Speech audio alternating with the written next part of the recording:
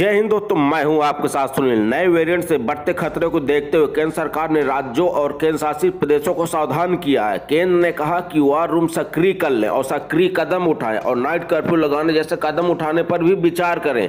Corona के नए variant Omicron के मामले तेजी से बढ़ रहे हैं। अब तक 14 राज्यों और केंद्र शासित प्रदेशों तक यह वेरिएंट पहुंच गया है और इसके 220 से ज्यादा मामले सामने आ चुके हैं। नए वेरिएंट से बढ़ते खतरों को देखते हुए केंद्र ने राज्यों और केंद्र शासित प्रदेशों को सावधान किया है। केंद्र ने कहा कि वॉर रूम सक्रिय कर ले और सक्रिय कदम उठाए और नाइट कर्फ्यू लगाने जैसे कदम उठाने पर विचार करें।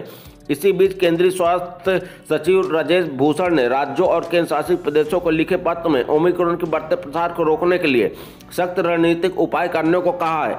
इसमें रात का कर्फ्यू लगाना, एक जगह ज्यादा लोगों को एकत्र होने से रोकना, शादी विवाह और अंतिम संस्कार इत्यादि में शामिल होने वालों की संख्या सीमित करना शामिल है। और आपको बता, मंत्रालय ने कहा कि वैज्ञानिक आंकड़ों से पता चलता है कि डेल्टा वेरिएंट की तुलना में ओमिक्रॉन वेरिएंट 3 गुना अत्यधिक संक्रामक है।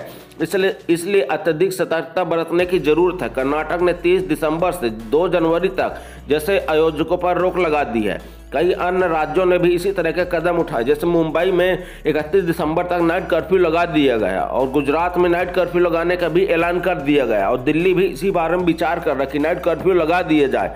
और कई जगहों में तो लॉकडाउन लगाने पर भी विचार हो रहा और कई जगह तो स्कूल कॉलेजों को भी बंद करने पर विचार किया जा रहा है।